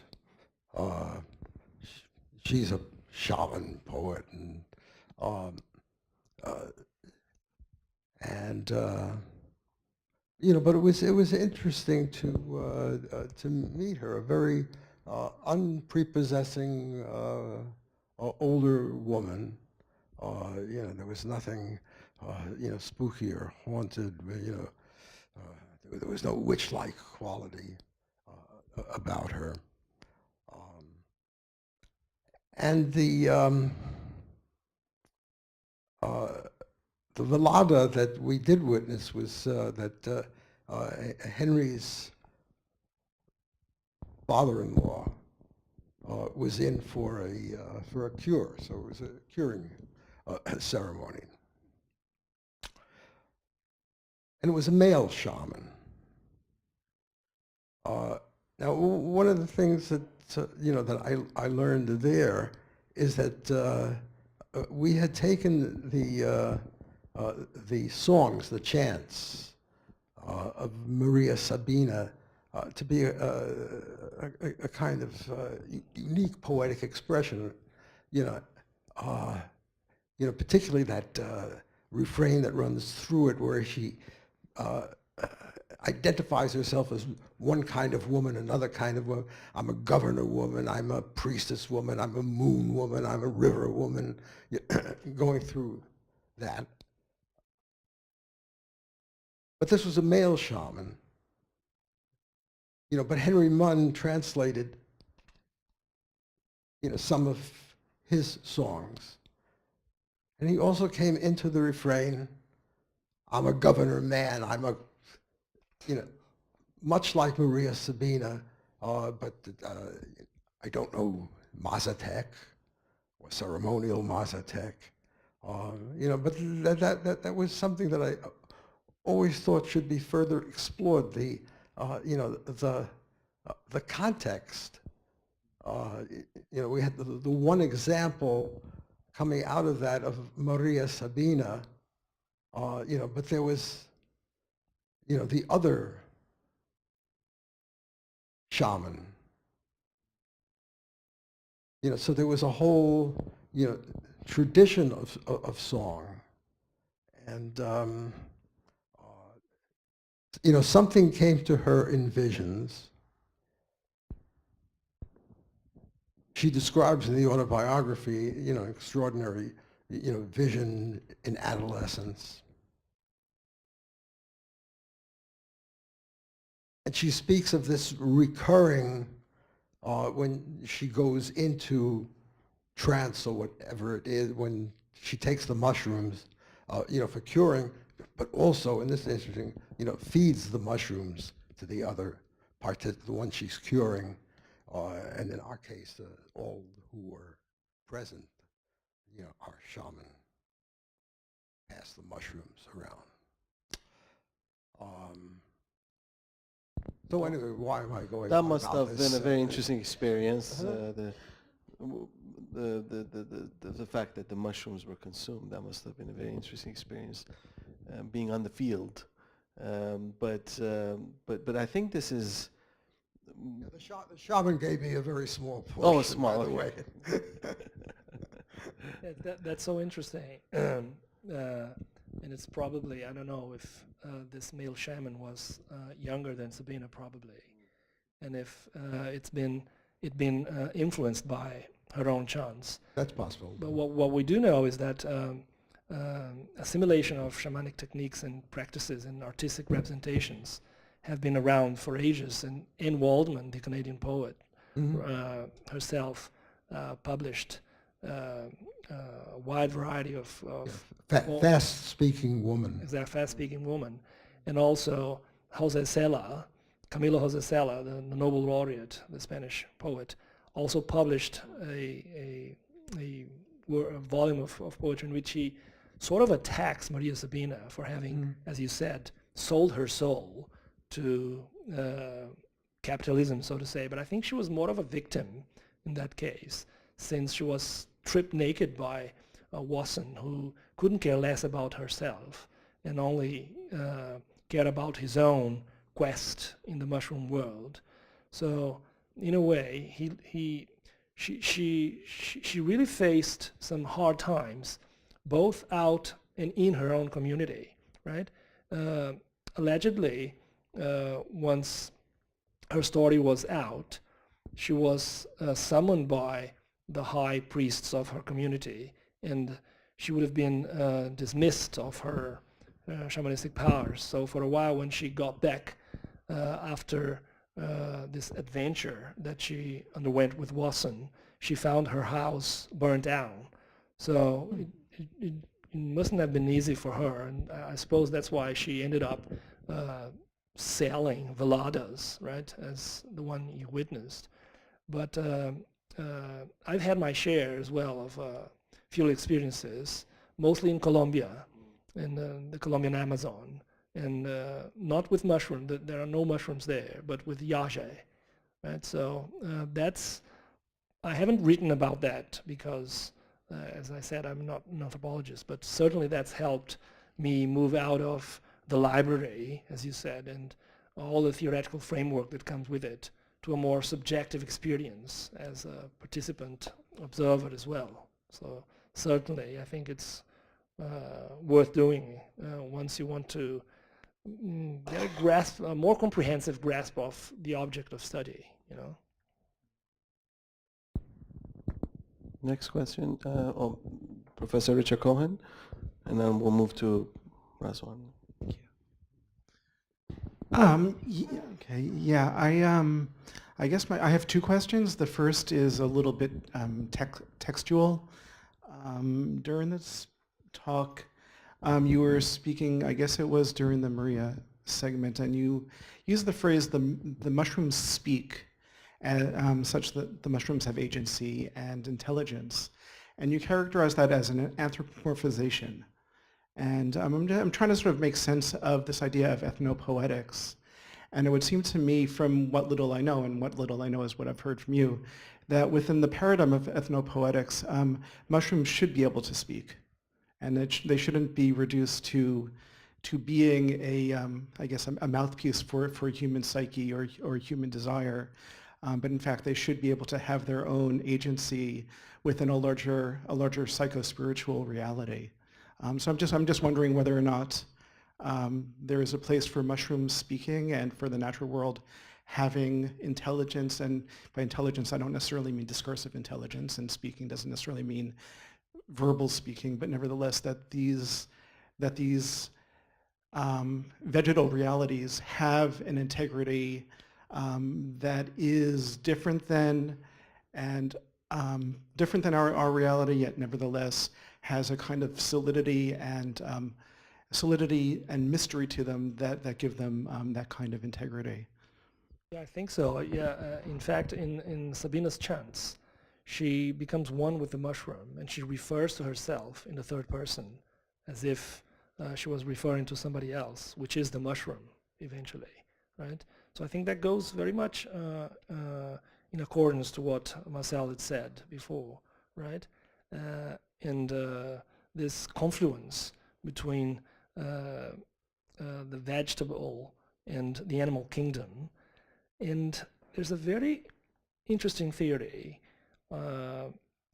developed lately that, you see, fungi are not one or the other, right? They're right in between.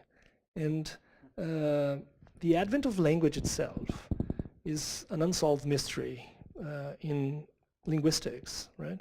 So certain ethnolinguistics have come up with a theory that our brains developed according to historically or prehistorically speaking to what we were used to eating in the process of the development of human race. And they've come up with the idea that at a certain time during those prehistorical times, there had been such a famine for a while that men had nothing to eat but the fungi. And it was precisely at that time when, for the first time, prehistorical men ingested the mushrooms, that it was invested by the power of language. As I said, the mushrooms are called nanakatl in Mixtec language, and that means flesh of the gods. So it's as if men had for the first time become God, and the word manifested itself for the first time by way of the ingestion of the mushrooms. So that's a very cutting edge theory, right? That is out there. Who's the source of that? It's McKenna, Okay. Terence McKenna. Do you have a second Yeah, question? I had a second question. That is, again, this has to do with representation, but more, I guess, more modern and more, well, colonizer, but also colonized representation. And I guess here in the United States, and this could be international as well, it's not uncommon for people who participate in countercultural events and especially festivals to adopt the moniker of shaman for themselves in various capacities. The one that I think of most common is for DJs. So a DJ on a large dance floor to be either self-describing as a shaman, or to be sort of lauded if they're very good at kind of working the beats of rising the energy of getting people out and kind of beyond themselves into an ecstatic state, either on drugs or not on drugs, but for that person to be sort of characterized as a shaman.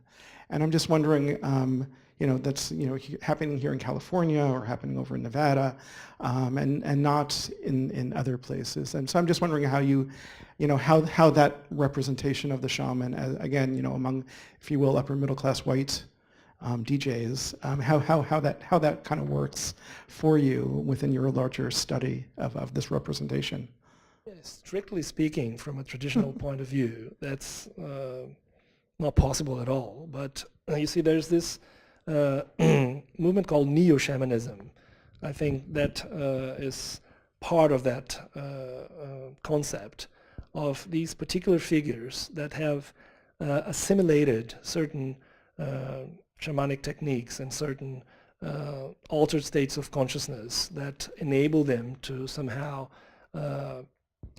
make use of so-called shamanic practices that could in fact be considered within this range of neo-shamanic practices of this postmodern world that we live in, for sure. Okay, thank you. Oh, actually, Razwan had the first. Oh, okay, and then maybe we could.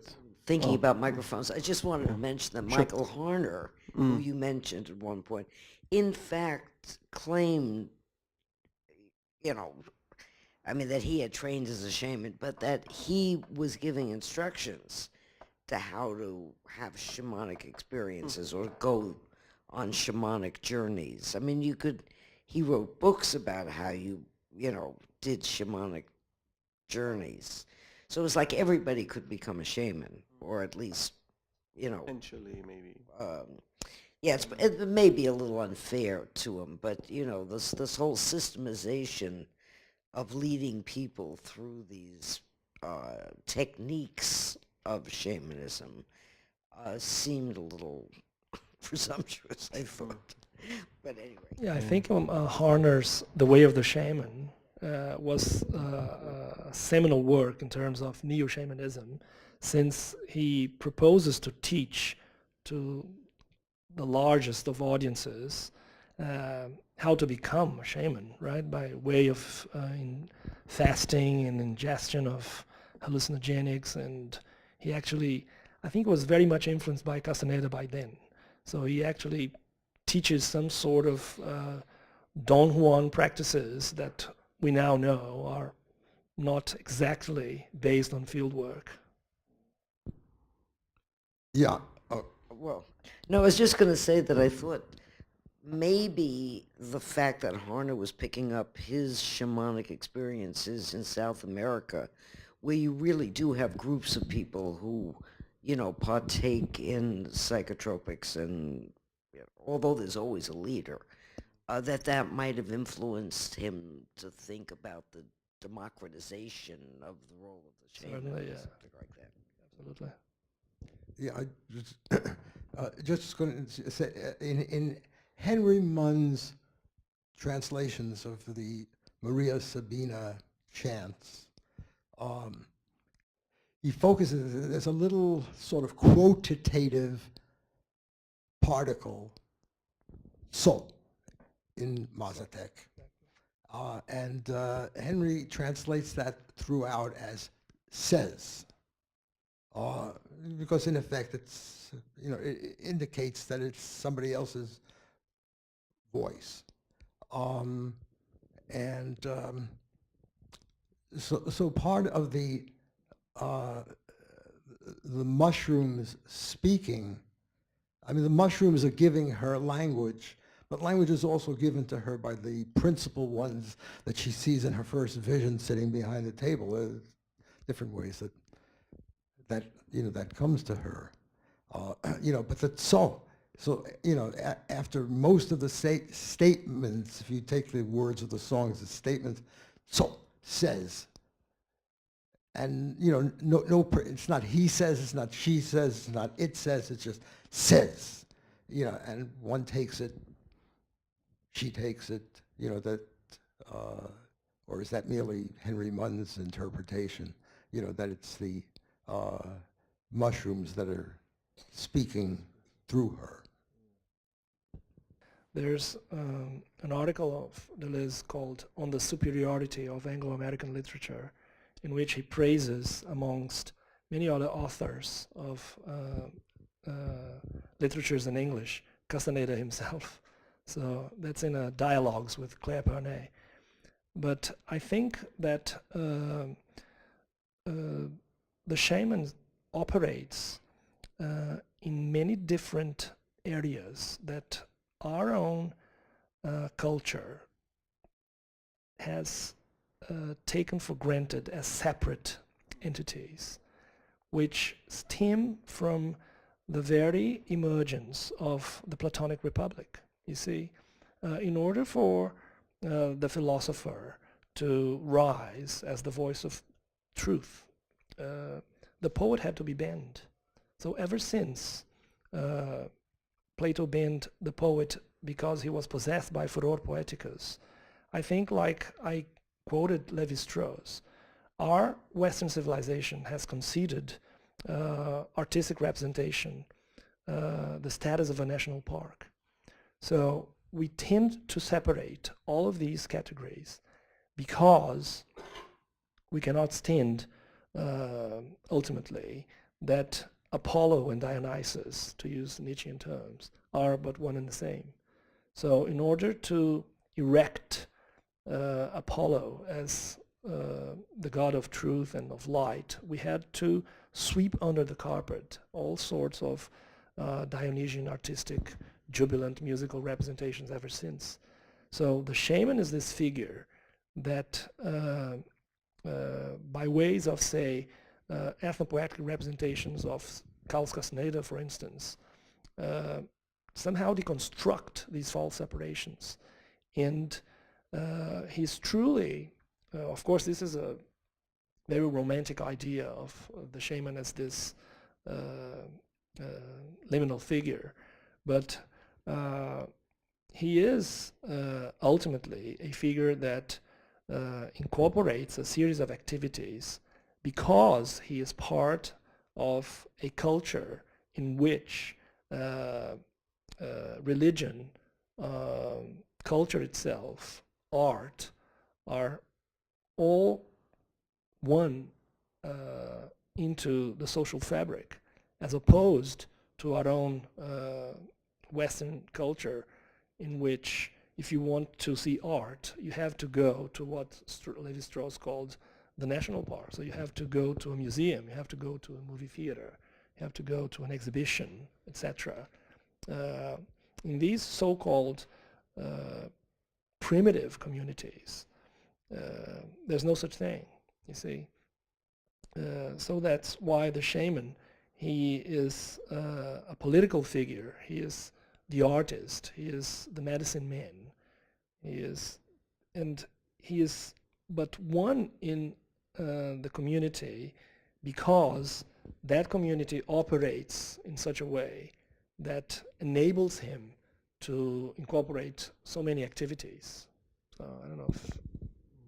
I remember a very interesting symposium years ago when Mary Douglas, the late Mary Douglas, and the late Eisenstadt, the Israeli sociologist, and a number of us, I was a graduate student at the time, had a very interesting discussion about the Prophet of Islam as a shamanic figure. And that in itself was, I thought it was a fascinating discussion given the fact in Abrahamic religions, which Islam is part of it, shamanism is either non-existent or plays a marginal role. It came in from Central Asia to Anatolia. And somehow it was a kind of a foreign practice that came to the Islamic, tradition. Whereas I remember in that discussion that day, the kind of conclusion we drew was that we could easily call or describe the Prophet a shamanic figure. And I think that's what you also were talking about, intellectual. And it's a fascinating way because at the end of your book and also your discussion, you spoke about the shamanic as a liminal, marginal character, and yet it's so much pervasive in many different ways, and which goes back to Rich's points about, you mentioned the idea of new shamanism. So I think what we are right now dealing is a way of deconstructing shamanism from its fixed categories, the way in which, as you say, the Western categorization has described it in one section tucked away, and we're trying to liberate it, trying to rethink it in a different way. My final question for you is this. Speaking of mushrooms and psychedelic worlds, hopefully we won't get too caught up with this question, but what might a post-aesthetic conception of shamanism look like? Post-aesthetic conception of shamanism look like? So I'm looking really ahead of the way in which the field is quote-unquote changing. I think it's related to possibly what Richard was saying, which is an overall pervading assimilation of shamanic techniques into this fragmentary existence that we're living now, so that each and every shamanic practice is taken over by certain individuals in order to, by ways of, I don't know, a synecdochical approach to what would have been the whole, as Rothenberg puts it. So the symposium of the whole has been fragmented into many different scattered pieces that unfortunately or fortunately is the way we have now, right? So we are still to see, I suppose, what this post-aesthetic, post-neo-shamanism. Post-neo-shamanism. Yes. An assemblage indeed. That's a good. Yeah, one other, Yes. if I can get it in, and going back to Maria Sabina, she reports one vision, that which first came to her. Otherwise, there's I don't think any reportage of visions further in her life, but the songs, the psychedelics call out the songs, and the songs which may have patterns to them, but transform from one session to another. So that's there, and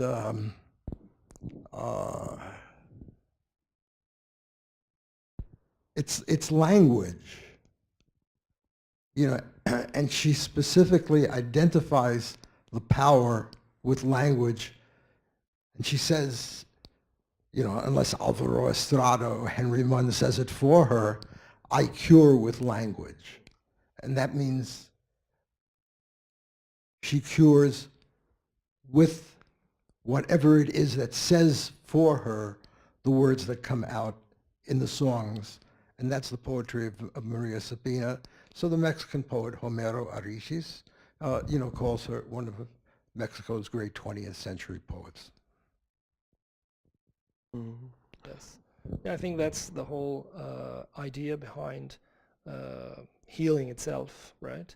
If you take Freudian psychoanalysis or any other form of ritualistic performance, right? There's no other way to heal but through the word, right?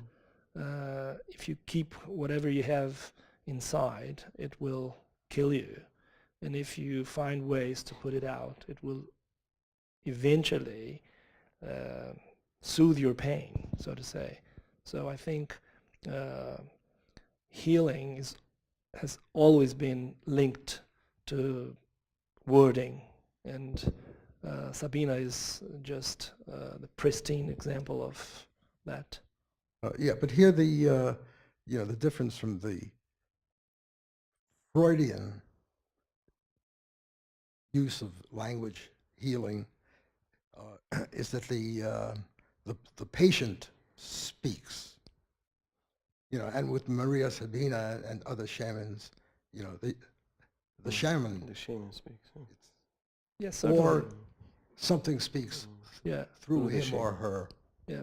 But I suppose the shaman is himself or herself a wounded healer.